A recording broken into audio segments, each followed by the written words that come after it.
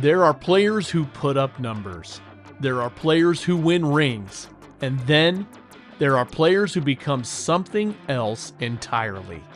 A movement, a memory, a feeling that lingers decades after the final pitch.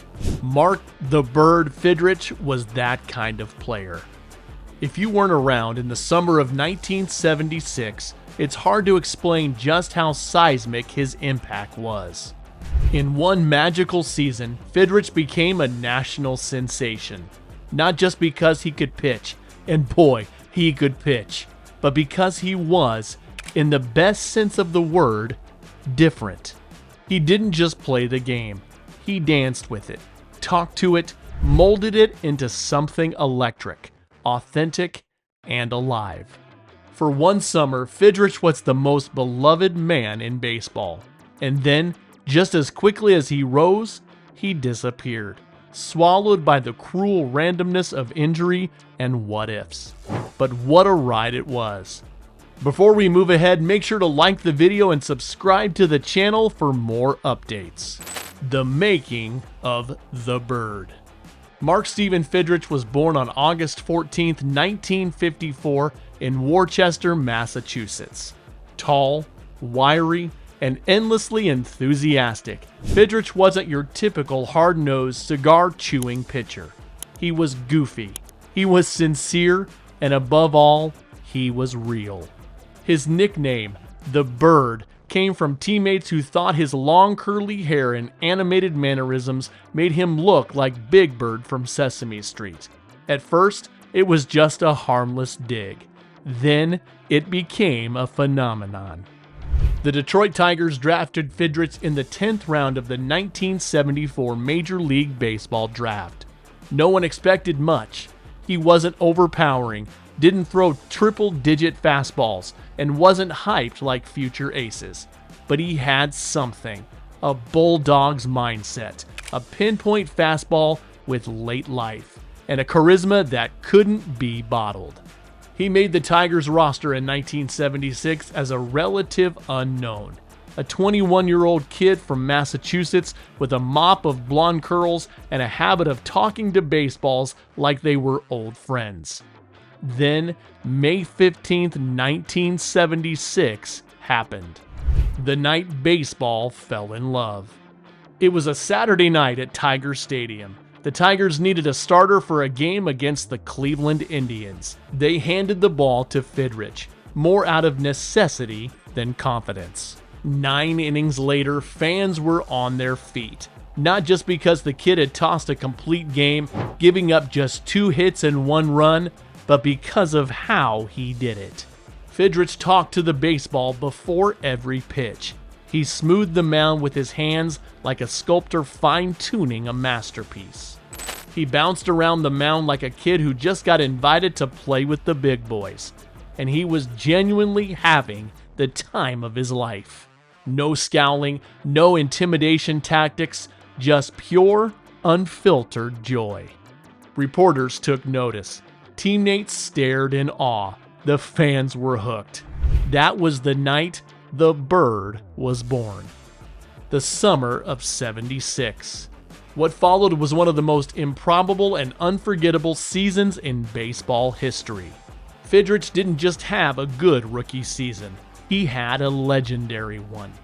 He finished the year with a 19-9 record, a league-best 2.34 ERA, 24 complete games, and a Rookie of the Year trophy to show for it. But the stats, as impressive as they were, didn't tell the full story. It was the theater of it all. Every time Fidrych pitched at home, Tiger Stadium sold out. The team, previously mediocre and uninspiring, suddenly became must-see TV.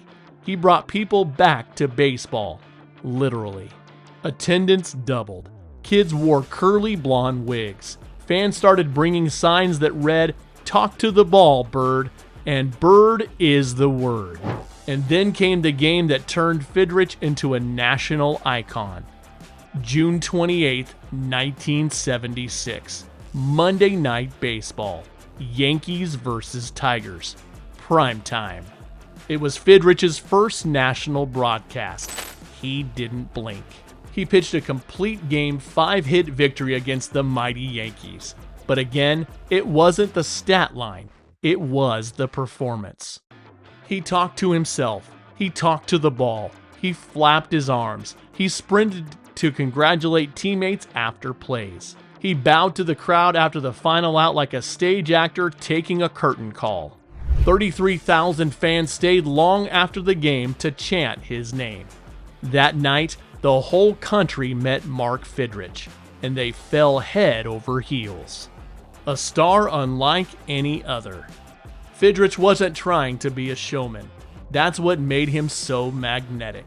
He wasn't trying to sell tickets, get endorsement deals, or make highlight reels. He was just being Mark.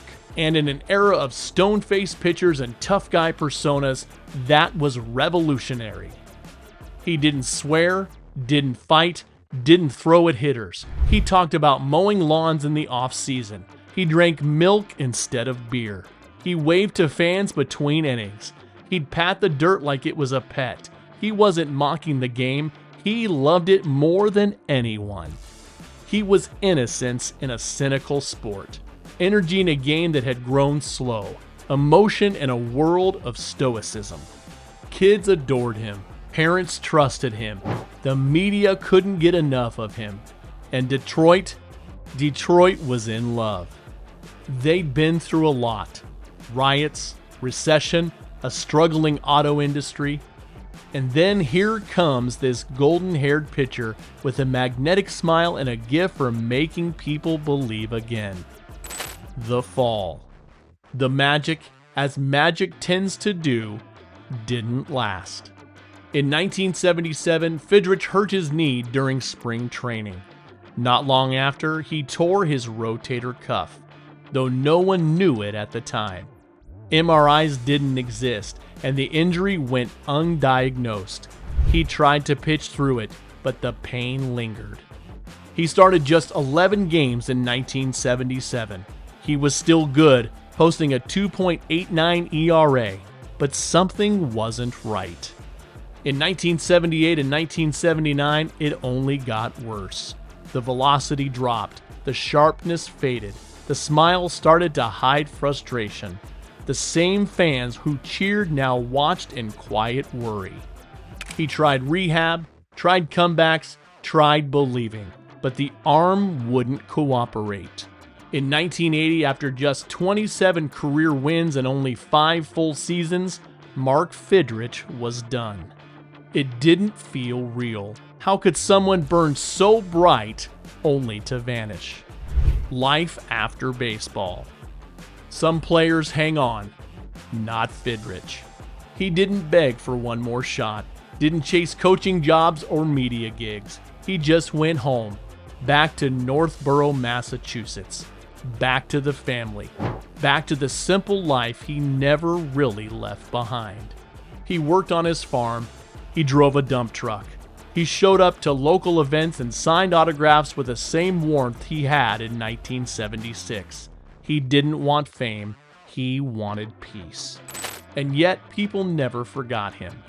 To the fans, he remained frozen in time, a 21-year-old kid with golden hair and boundless joy, a symbol of baseball's purity, the one who reminded us that playing the game could be fun. The tragic end. On April 13, 2009, Mark Fidrych died in a freak accident while working on his truck. He was just 54 years old. News of his passing hit like a punch to the gut. He wasn't just another player from the past. He was a symbol of something better, something purer. The reaction wasn't just sadness, it was heartbreak. Writers wrote elegies. Fans cried. The baseball world paused, as if mourning not just a man, but an era. Even in death, Fidrych reminded us of something we too often forget. Joy matters. Kindness matters. Quirkiness matters. Legacy. Today, Mark Fidrych's stats are footnotes. He only played 5 seasons, only won 29 games, never pitched in the postseason, never signed a massive deal. But go ask a Tigers fan. or any baseball fan over the age of 50, and they'll tell you stories that sound more like folklore. They'll tell you how the bird made baseball fun again. They'll tell you about the night he bowed to the crowd. They'll tell you about the Little League kids who copied his every move. They'll tell you that, for one summer, he made them believe in magic. And really, isn't that what sports are supposed to do? Do let me know your thoughts in the comments. Make sure to like the video and subscribe to our channel.